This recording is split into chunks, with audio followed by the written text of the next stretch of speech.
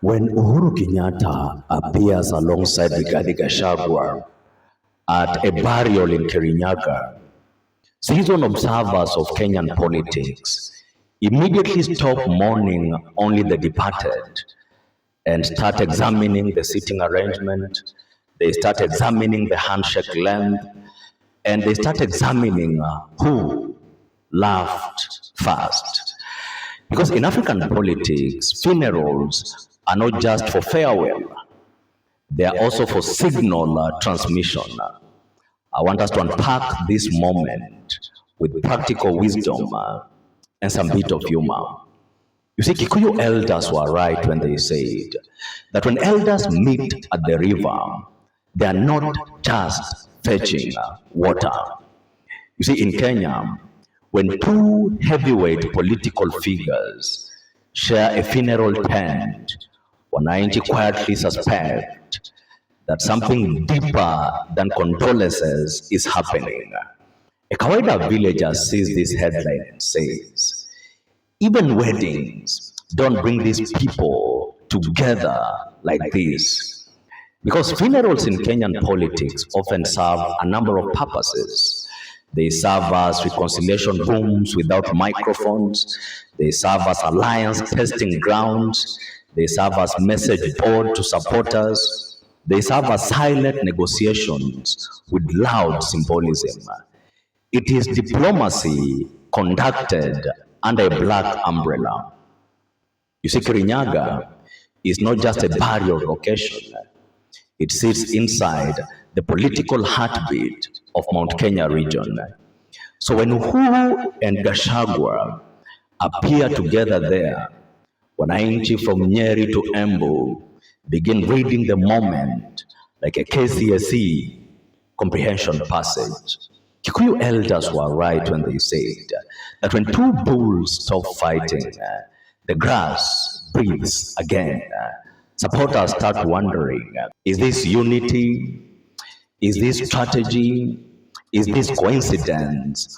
Or is this what we call political temperature testing? Because in Kenyan politics, even silence between leaders speaks louder than campaign rallies.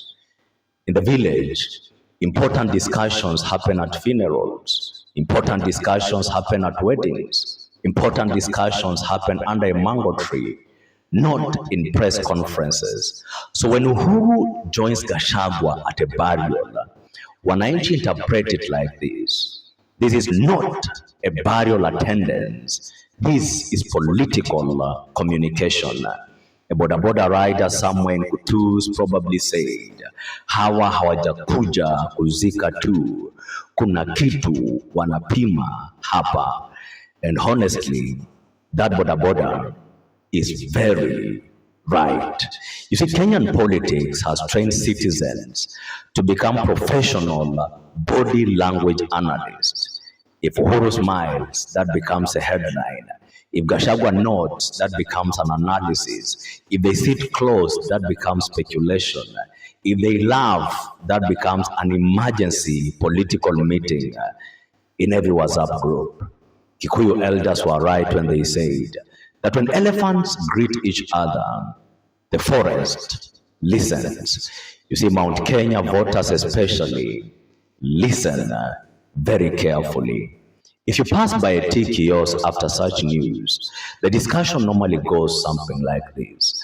The first person says, hii si mazishi tu. And the second person says, ni siasa ya 2027 imeanza mapema. And the third person says, mulima haichezewi.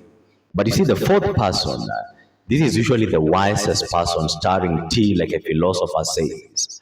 Politicians meet in funerals the way gods meet at the soul click. It means they come for one thing publicly, but something else privately. Kikuyu elders were right when they said that the hunter does not sharpen his spear when the antelope appears. Appearances like these really happen by accident. They usually happen when alliances are shifting, when conversations are opening, when signals are being sent, and when voters are being reassured, especially in regions where political unity equals political strength. You see, the bottom line is Uhuru attending a Kirinyaga burial alongside Gachagua may officially mean we came to mourn. But politically, wananchi interpret it like this: we came to be seen mourning together. And you see, in Kenyan politics, being seen together is sometimes more powerful than speaking together. My name is Biketi. If it is your first time here, remember to subscribe and to follow this channel for more political analysis.